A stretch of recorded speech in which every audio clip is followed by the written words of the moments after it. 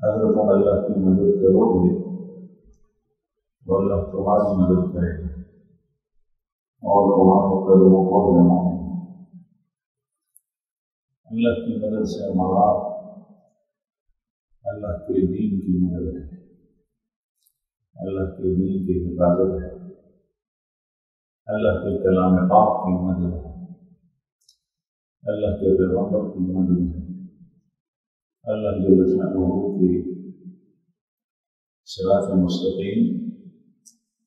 اور رسول اللہ صلی اللہ علیہ وسلم کی شریعت کی مدد ہے۔ اور پھر مدد سے مراد اس کی حفاظت ہے، اور اللہ کے دین کی حفاظت، اللہ کے دین کی حفاظت ایک تو ظاہری اعتبار سے ہوتی ہے، علمی اعتبار سے ہے، اور ایک اللہ کے دین کی حفاظت عملی اعتبار سے ہے۔ علماء دین سے تقاضا ہے، مطالبہ ہے کہ وہ اللہ کے دین کی مدد کرے، معنی کے اعتبار سے، تفسیر کے اعتبار سے، علوم کے اعتبار سے۔ رسول اللہ صلی اللہ علیہ وسلم پر وحی نازل ہوئی، اس کو لوگوں کو منتقل کریں، اس کے ساتھ ساتھ اس کی عملی تفسیر اور تشریح بھی بتائیں۔ اہل علم صرف علم نہیں بتاتے بلکہ وہ علم کا طریقہ اور اس کو چلنے کا راستہ بھی بتاتے اور دکھاتے ہیں۔ رسول اللہ صلی اللہ علیہ وسلم نے یہ دونوں کام کیے، امت کے اندر چھوڑ دیے، دین پر عمل کا طریقہ بھی ہمیں سکھایا ہے۔ چنانچہ آپ صلی اللہ علیہ وسلم کا ارشاد مبارک ہے، صلوا کما رأیتمونی اصلی، نماز اس طرح پڑھ لیا کرو جس طرح مجھے نماز پڑھتے ہوئے دیکھتے ہو۔ آپ صلی اللہ علیہ وسلم نے حج کیا اور فرماتے تھے ایک حج کیا، ارشاد فرماتے تھے خذوا عنی خذوا عنی خذوا عنی،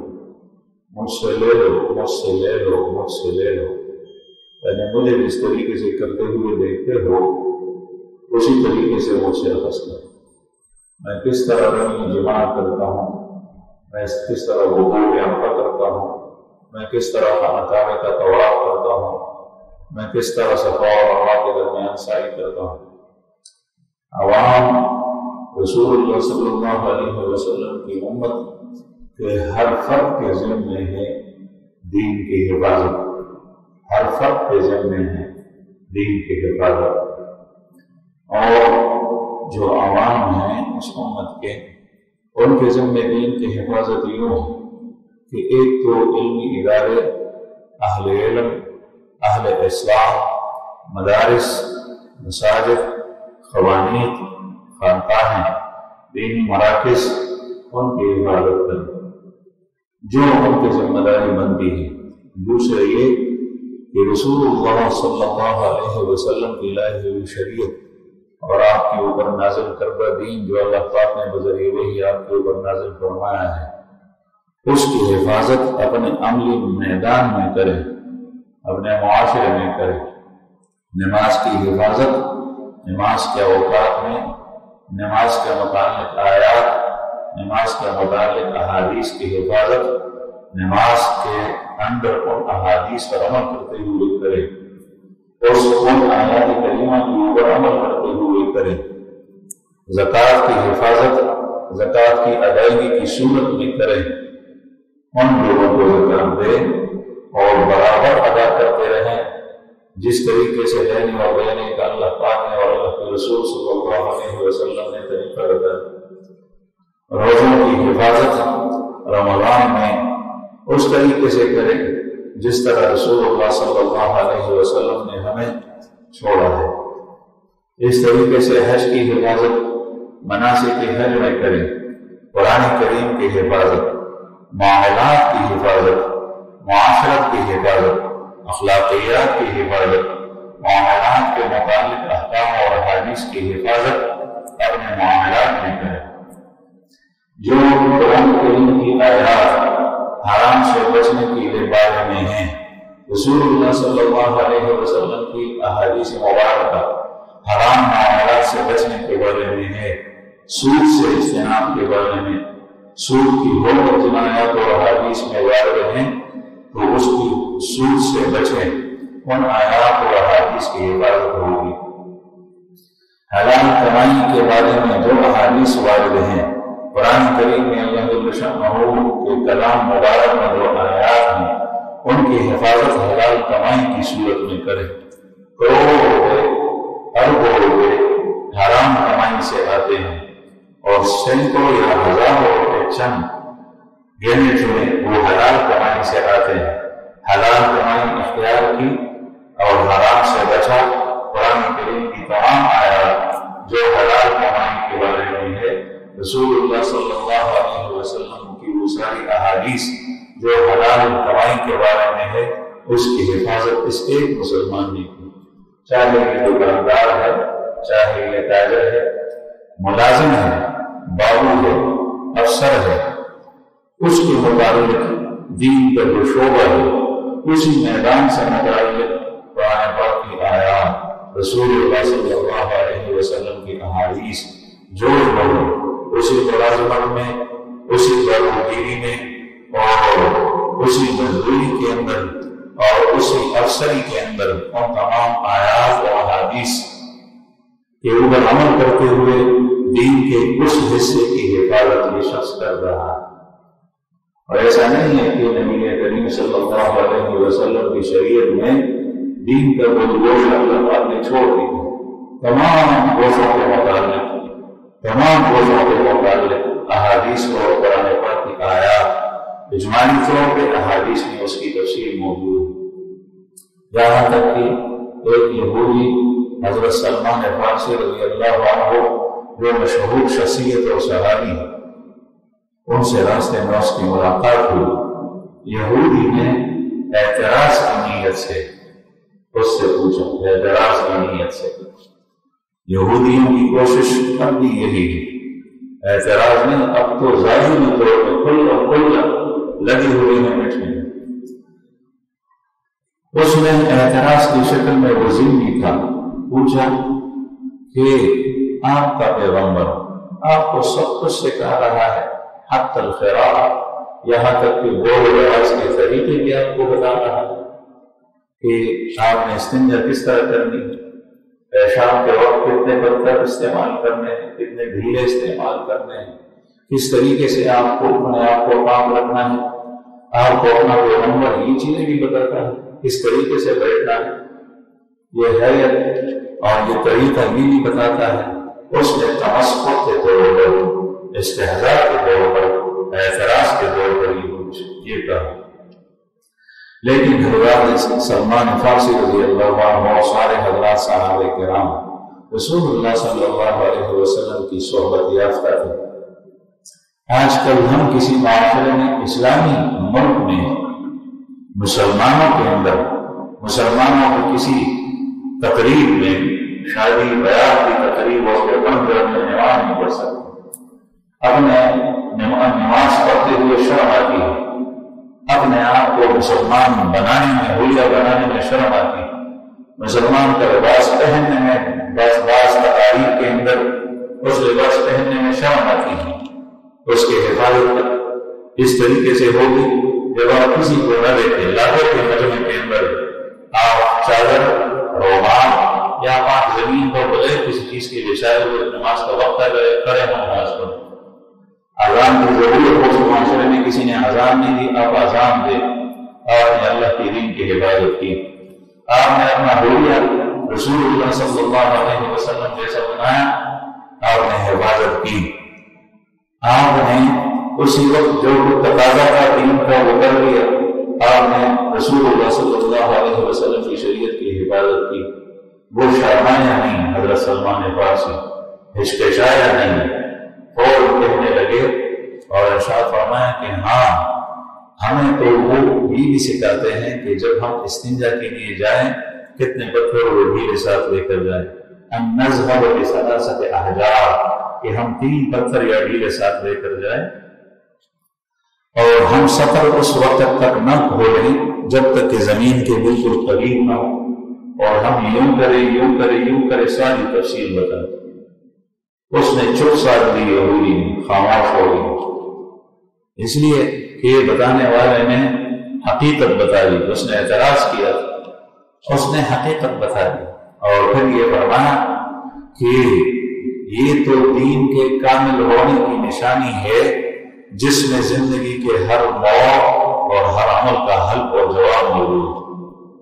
الحمدللہ دین اسلام کے اندر کوئی گوشہ چاہے اس کے تعلق عبادات سے ہو، چاہے آداب سے ہو، چاہے عقائد سے ہو، چاہے معاملات سے ہو، چاہے معاشرت سے ہو، چاہے اخلاقیات سے ہو، رسول اللہ صلی اللہ علیہ وسلم نے یوں ہی نہیں چھوڑا۔ ایک حدیث ہے، میں آپ کے سامنے بتاتا ہوں۔ ایسے اہل علم اللہ جل شانہ نے سنت کے اندر پیدا کیے ہیں کہ نبی کریم صلی اللہ علیہ وسلم کی تصریحات کو تو خود لیا ہی، آپ کے اشارات اور دلالات کو بھی نہیں چھوڑا۔ ایک حدیث ہے، ایک بچہ ہے ابو عمیر اس کا نام، اس نے مدینہ منورہ میں گول پال رکھا تھا، گول پرندہ، وہ مر گیا، اور یہ حضرت انس رضی اللہ عنہ کے بھائی ہیں، وہ بالکل مر گیا۔ رسول اللہ صلی اللہ علیہ وسلم کو پتہ چلا، آپ صلی اللہ علیہ وسلم ہر شخص کو تسلی دیتے تھے، جس پر کوئی تکلیف آتی اس کے پاس جاتے، چنانچہ اس چھوٹے بچے کے پاس گئے، اس کی تعزیت اور تسلی کی گئی۔ تعزیت کے معنی ہے کسی کو غم کے موقع پر صبر کی تلقین کرنا، صبر دلانا۔ کوئی بات نہیں، موت آنی جانی چیز ہے، موت آتی ہے، ہر کوئی مرتا ہے، آپ کے والد کا انتقال ہوا، دل کو صدمہ ہوا، لیکن موت ہر کسی پر آئے گی۔ اس نے دنیا کے اندر زندگی بسر کی تھی، الحمدللہ اچھی حالت میں چلے گئے، اور ہر کسی پر موت آئے گی، کوئی پریشانی کی بات نہیں ہے۔ اس کے لیے آپ دعا کریں، اس کے لیے ایصال ثواب کریں، یہ تسلی کی بات نہیں، یہ تعزیت۔ آج کل ہم تعزیت کے لیے جاتے ہیں، لیکن تعزیت کے بجائے دوسری بات ہوتی۔ یہ جو بیماری ہے، اس بیماری اگر اس ڈاکٹر نے اتنا ڈاکٹر کے پاس آپ لے جاتے، اس کو اسپتال پہنچاتے، تو شاید زندگی کوئی اور لمحہ اس کو ملتی۔ یہ کوئی بات قرآن کریم میں اللہ پاک کا ارشاد ہے، اذا جاء اجلهم لا يستأخرون ساعة ولا يستقدمون، جب کسی کی موت کا وقت آتا ہے تو وہ نہ ایک گھڑی کا اطلاق ایک منٹ پہ بھی ہوتا ہے، ایک سیکنڈ پہ بھی ہوتا ہے، سیکنڈ کے 1000 حصے پر بھی ہوتا ہے، اس سے نہ ایک ساتھ آگے ہوتا ہے نہ وہ پیچھے ہوتا ہے۔ تو رسول اللہ صلی اللہ علیہ وسلم تشریف لے گئے اور ارشاد فرمایا، یا ابا عمیر ما فعل النغیر، ابو عمیر تیرا پرندہ اور بلبل کیسے ہے؟ وہ لڑکا تھا، بچہ تھا، بچوں کی الگ خوشیاں اور غمیاں ہوتی ہے، بڑوں کی الگ خوشیاں اور غمیاں ہوتی ہیں۔ ہمیں پتہ ہے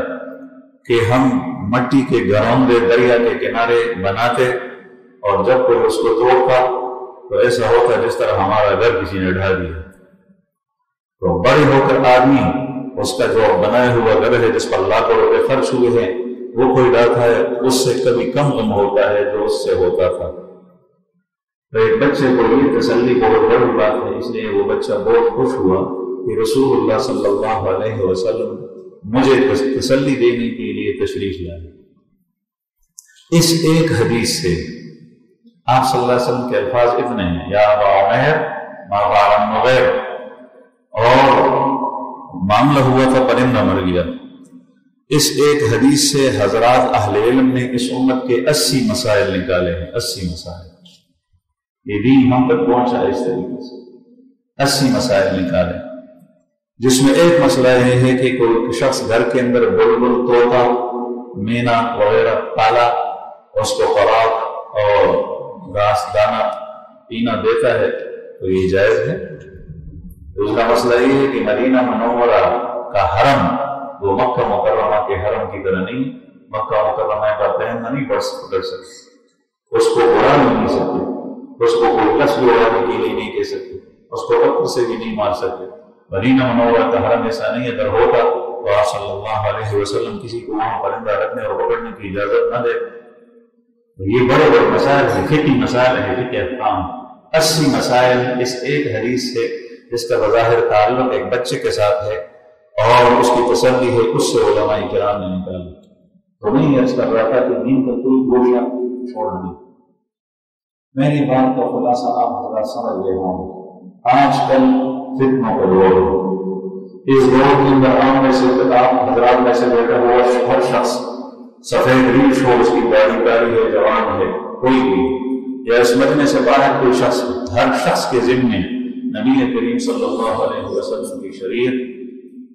کی حفاظت بہت ضروری ہے۔ کوئی درس و تدریس سے کرے گا، کوئی بیان سے کرے گا، کوئی کسی کو مسئلہ سمجھاتے ہوئے کرے گا، کوئی استفتاء و فتویٰ دینے کی صورت میں کرے گا، کوئی اپنے میدان کے اندر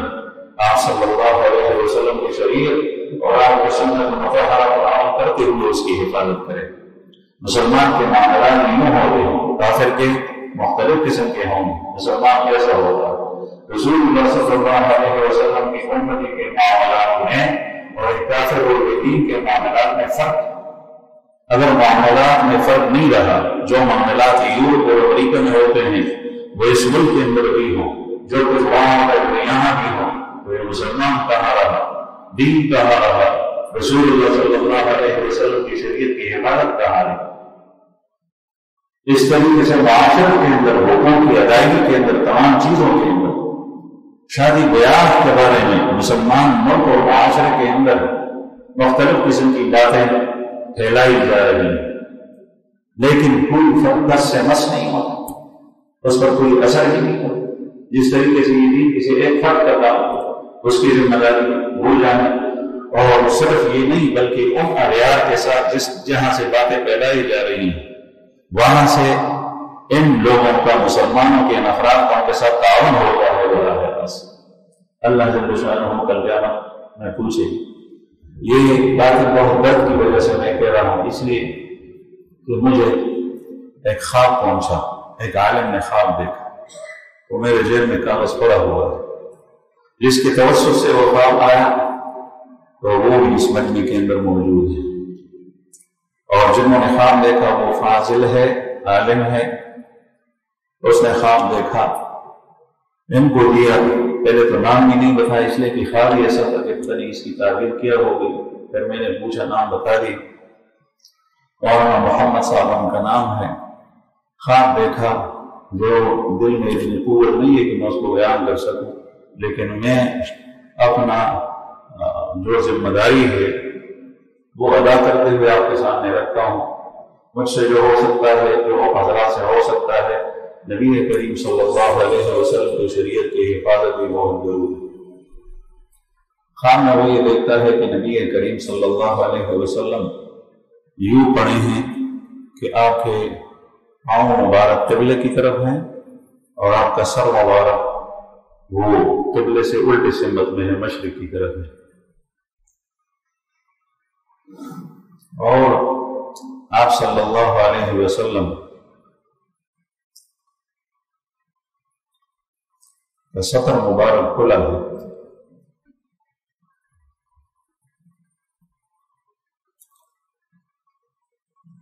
اور عرب ممالک کے سربراہان ایک طرف کھڑے ہیں اور پاکستان کے اہل علم، اہل اصلاح دوسری طرف کھڑے ہیں، دائیں طرف۔ بائیں طرف جو لوگ کھڑے ہیں اس میں بتاتے ہیں کہ سعودی عرب کا بادشاہ بن سلمان بھی ہے، اور اس کے ساتھ ہمارے پاکستان کا حکمران عمران خان بھی ہے، اور سارے سطر چھپانے کی کوشش کوئی بھی نہیں کرتے، سب وہ یوں کریں۔ صرف پاکستان کے جو علماء ہیں، اہل علم ہیں، اہل اصلاح ہیں، اس میں بعض حضرات سطر چھپانے کی کوشش کرتے ہیں۔ مزید یہ کہ خواب دیکھنے والے نے لکھا ہے کہ عمران خان بائیں ہاتھ کی نبی کریم صلی اللہ علیہ وسلم کی انگلیاں کاٹ رہا ہے، اور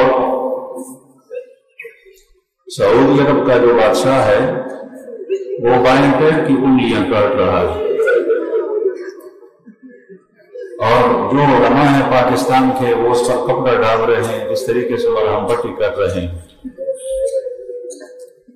نبی کریم صلی اللہ علیہ وسلم نے اسی عالم کے اندر اہل علم کی طرف متوجہ ہو کر کہا کہ کچھ عرصے کی بات ہے، انشاءاللہ پھر اس کے بعد خیر ہوگا، اور ساتھ استغفار پڑھنے کا فرمایا ہے، استغفار پڑھو۔ تعبیر میرے ذہن میں جو آ رہی تھی میں نے وہ بتا دی۔ میں نے کہا کہ آپ صلی اللہ علیہ وسلم کے پیر مغرب کی طرف ہیں اور سر مبارک مشرق کی طرف ہے، اس کا مطلب یہ ہے کہ وہ دین جو عرب میں نازل ہوا تھا ان لوگوں سے اس دین کی سمجھ نکل گئی ہے، وہ عجم کے کچھ لوگوں کے اندر موجود ہے۔ دین کی سمجھ عجم کے اندر، عجمیوں میں، پاکستان اور یہاں کے کچھ علماء کے اندر وہ دین کی سمجھ بوجھ باقی ہے، عرب سے نکل گئی۔ اور سطر کھولنے کا مطلب یہ ہے کہ عرب سے حیا نکل گیا ہے اور اس کو نکالنے کی کوشش کی جا رہی ہے زبردستی، اس طریقے سے کہ کوئی کچھ کر بھی نہیں سکتا۔ اس سے پہلے ایک خاتون نے خواب دیکھا تھا جو رمضان میں مجھے آیا تھا میرے پاس، وہ بھی پشاور کے اندر دیکھا۔ اس خاتون نے خواب دیکھا تھا، میں نے وہ بھی بیان کیا تھا کہ میں حرم شریف کے اندر ہوں اور خانہ کعبے کے اندر حضرت عثمان ذو النورین رضی اللہ عنہ کی لاش ہے۔ حضرت عثمان رضی اللہ عنہ کی لاش ہے، سفید کپڑے میں ملبوس۔ اس طرف میں کھڑی ہوں، وہ خاتون کہہ رہی ہے، اس طرف نبی کریم صلی اللہ علیہ وسلم کھڑے اور مجھے فرماتے ہیں کہ اس کو میرے ساتھ اٹھاؤ تاکہ اس کو بقیع میں دفنا دے۔ تو وہ پوچھ رہی تھی کہ خواب کی تعبیر کیا ہے۔ میں نے کہا اس کا مطلب یہ ہے کہ حرم شریف سے حیا کا جنازہ نکال لیا گیا، اور یہ تعبیر اس لیے ہے کہ حدیث مبارک میں آتا ہے کہ اصدقہم حیاء عثمان، سب سے زیادہ سچے حیادار وہ عثمان رضی اللہ عنہ۔ تو عثمان کی لاش اور ان کی میت، یہ حیا کی لاش اور میت، اور حرم شریف سے نکالنا اور بقیع کے اندر دفنانے کا مطلب یہ ہے کہ ابھی زمین پر یہ حیا نہیں رہی، یہ زمین کے اندر دفنا لی گئی، اور اس میں رسول اللہ صلی اللہ علیہ وسلم کی غضبناکی کی طرف اشارہ۔ تو ایک تو اس میں حیا کی طرف، دوسری بات کی، تیسری کہ انگلیوں کو کاٹنا، ہاتھ پیروں کی، اس میں دین اور شریعت کے احادیث مطہرہ کا جو حصہ ہے، جو اخلاقیات اور حیا سے متعلق ہے، اس کو آہستہ آہستہ ختم کیا جا رہا ہے۔ مجھے تو پتہ نہیں ہے، آپ حضرات کو پتہ ہوگا، میں موبائل سے زیادہ واقف نہیں ہوں، کہ آج کل کوشش کی جا رہی ہے کہ ایک تو احادیث اور شریعت کے اوپر عمل نہ ہو، دوسری بعض چیزوں کا انکار کیا جا رہا ہے۔ کھلا صاف ہو اتنی جرأت ہوئی، اور حکمران اور عرب کے حکمران وہ کہتے ہیں کہ اس چیز کی ضرورت تو نہیں، یہاں پر عوام اس طریقے سے بات کر رہے ہیں۔ علماء کرام کا اس کو چھپانا، اس کو کمزور سی کوشش ہے کہ جو کر رہے ہیں اہل علم، اہل اصلاح کے بعض لوگ اس کی کوشش کر رہے ہیں۔ تو میں یہ عرض کر رہا تھا کہ یہ انتہائی افسوس اور صدمے کی بات ہے۔ اس کا مطلب یہی ہے، اس کے علاوہ کوئی اور نہیں، عملی طور پہ اس کو ہٹایا جا رہا ہے۔ جو اس مجمع کے اندر بیٹھا ہوا شخص اگر نبی کریم صلی اللہ علیہ وسلم کی شریعت کی خلاف ورزی کر رہا ہے معاشرے کے اندر کسی چیز میں، وہ اس خواب کے اندر ان لوگوں کا ساتھ دے رہا ہے۔ انسان ہے، اس سے قصور ہو جاتا ہے، گناہ صادر ہوتا ہے، توبہ کرتا ہے، لیکن بار بار سننے کے باوجود بیانات ہوتے ہیں، بتایا جاتا ہے۔ آپ حضرات، یہ بات اگر ہمارے وزیر اعظم عمران خان صاحب کو پہنچا دی گئی تو یہ بہتر ہے، اور اگر سعودی عرب کے بادشاہ کو کسی نے ترجمہ کیا وہاں پہنچا دی گئی تو یہ ضروری ہے، اس لیے کہ اس کے بعد جو حالات آئیں گے، اگر ابھی کسی نے اپنا رخ تبدیل کیا اور اپنی سمت درست کر دی تو ٹھیک، ورنہ جو اللہ جل شانہ کا عذاب آئے گا تو اللہ جل شانہ سے ہم پناہ مانگتے مسلمان۔ تو ہر شخص آپ میں سے ہر فرد اس کے ذمہ ہے، جو علماء ہے پورے دین کی پورے دین کی نقشہ بتانے، سمجھانے اور اہل اسلام اس پر عمل کرانے کی کوشش میں لگ جائیں۔ کس طریقے سے اس پر عمل کی؟ بہت ساری جگہوں کے اندر دین کا کسی حکم وہاں پر لوگ ٹوٹتے ہیں، اس کا نام تک نہیں لیا جا سکتا۔ ائمہ خطبہ بیچارے وہ ایسے بنے ہوئے ہیں، بنا دیے گئے ہیں کہ وہ اس چیز کا نام ہی نہیں۔ مجھے کسی نے کہا کہ ہماری مسجد کے اندر ایک مولوی صاحب نے درس کے دوران کہا سود کے بارے میں کہ سود حرام ہے، اور سود کے کوئی تفصیل بتا دی تو ایک شخص کھڑا ہو گیا، اس نے کہا ملا صاحب دا مسئلے بیان بیان دل تک سود والے سود کی چھتا سود مسئلے بیان ہے، سود کے مسائل کوئی بیان نہیں کرے گا، والدین کے حقوق کے مسائل کوئی بیان نہیں کرے گا، نبی کریم صلی اللہ علیہ وسلم کے حلیہ مبارک کے داڑھی کے مسائل کوئی بیان نہیں کرے گا، آپ صلی اللہ علیہ وسلم کے اخلاق کے مسائل کوئی بیان نہیں کرے گا، اور حرام سے بچنے کے احکام اور مسائل کوئی بیان نہیں کرے گا، تو بیان کرے گا کہ دین پہ کہاں رہے گا؟ دین سے کھلونا اور مسئلہ بنانا ہے۔ عرض یہ ہے کہ نوجوان بھی اس کے لیے اٹھ جائے، اپنی کمر کس لے، اور جو عام مسلمان بھائی تاجر ہیں وہ جانتے ہیں مسائل، حلال اور حرام کو جانتے ہیں، حلال طریقے کون سے ہیں، حرام اور ناجائز طریقے کون سے ہیں۔ آج کل کسی بھی میدان میں معاملات کے اندر اگر کوئی شخص آپ کو اپنا حق دیتا ہے تو کہتا ہے کہ مولانا سے دعا رہا تکوا، یا فلانکی سے وجہ سے دعا رہا تکوا، امیر سے دعا رہا تکوا، یعنی ماں کا سارا دوٹا ہونا کا حرام میں بسرا ہونا کا جاتے ہیں انہوں کو ذکر رہا دعا، یعنی اب کی حق کی ادائیگی اور اپنے ذمہ داری کو پورا کرنے کو دوسروں پر احسان جتلایا جاتا ہے، حالانکہ یہ تو آپ کا فرض ہے، سچ بولنا آپ کا فرض ہے۔ آپ نے سچ بول دیا تو اپنے گلے سے اپنی ذمہ داری اتار دی، اللہ کے شانوں کے سامنے جواب دہ ہونا پڑے گا، کل یہ ذمہ داری آپ نے اتار دی، اپنا حق پورا کر۔ لیکن ہزاروں نغمہ چن کے جھوٹ بول رہا ہے، اسے نے سچ بولا، یہ کہتا ہے کہ ماں تو صحیح ریٹ رہ لے اور دعا بڑا تھا کہ دس نہیں ہوتے بیٹا میرے میں کبھی نہ دارشت چلو دو۔ معاملات ہمارے سارے ایسے ہو، اگر کسی کو کوئی کام حوالے کیا جاتا ہے تو گورنمنٹ سے حکومت سے پیسے الگ لیے جاتے ہیں، تنخواہ الگ لی جاتی ہے، عوام سے رشوت الگ وصول کی جاتی ہے، پورا معاشرہ ایک حرام اور غم کے اندر گرا ہوا ہے۔ قرآن کریم کے اندر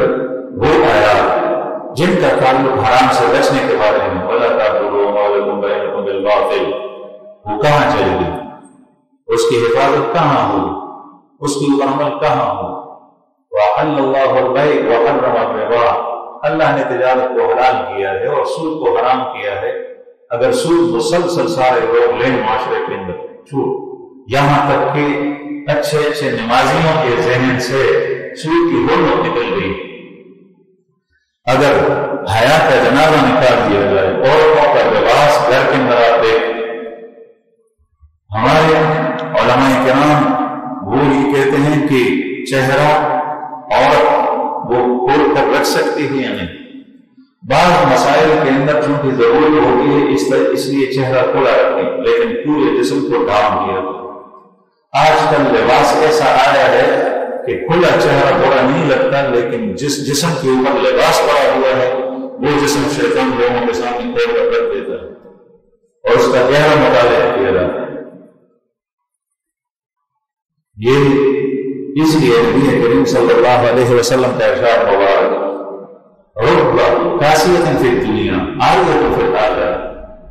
بہت ساری ایسی عورتیں جو دنیا کے اندر اپنے آپ کو پردے میں سمجھتی ہیں کہ لباس پہنی ہوئی عاریۃ فی الآخرہ، وہ آخرت کے اندر ننگی ہوگی، اس کا لباس ایسا چست ہے جسم کے ساتھ لگا ہوا کہ جسم کا ہر حصہ صاف دکھائی دے رہا ہے، یا اس کا لباس ایسا باریک ہے کہ جسم اس کے اندر چھلکتا ہے۔ آپ صلی اللہ علیہ وسلم کا ارشاد مبارک عاریۃ فی الآخرہ، آخرت کے اندر 5 ہوتے تھے ٹخنوں تک تاکہ پیر چوکے رہے، ابھی 5 کے اندر جو ہے اس کو چیر دیا جاتا ہے، اس کو کاٹ دیا جاتا ہے، یہ فیشن ہے تاکہ جسم نظر آئے، پنڈیاں نظر آئے۔ آستین اس لیے ہوتی تھی کہ اس میں ہاتھ عورت کا بند ہو، یہاں اس کو لگنے کے لیے پیچھے بڑھنے کی پیچھے بڑھ جس طرح سے جگہ رستوں میں برن کی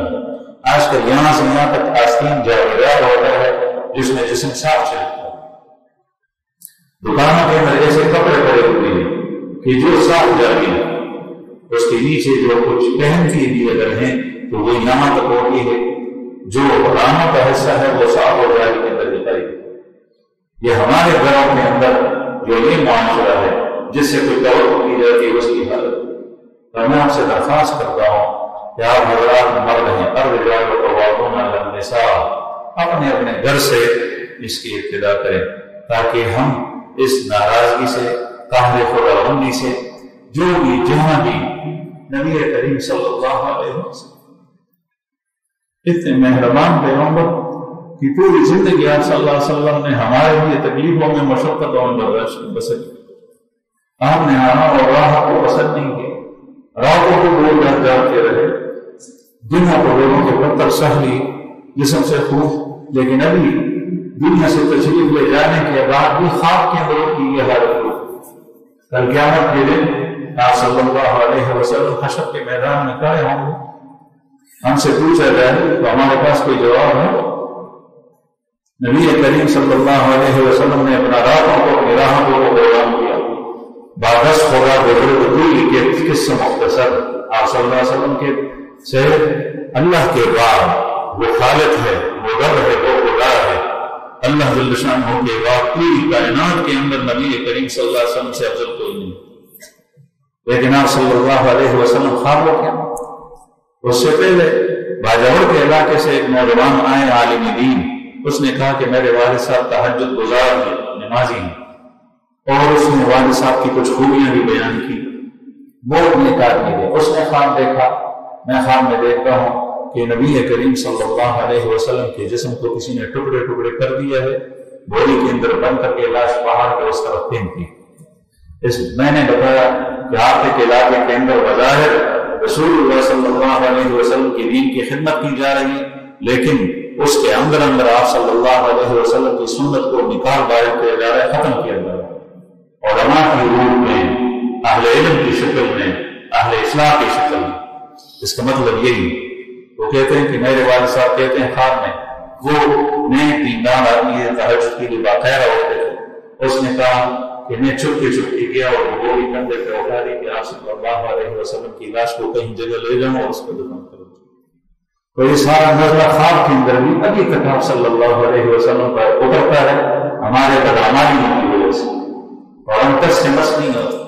اپنے اصلاح کا نام نہیں لیتے، اپنے گھروں کی اصلاح کے بارے میں فکر مند نہیں ہوتی. اللہ تعالیٰ یہ ہمارے حال پر رحم فرمائے.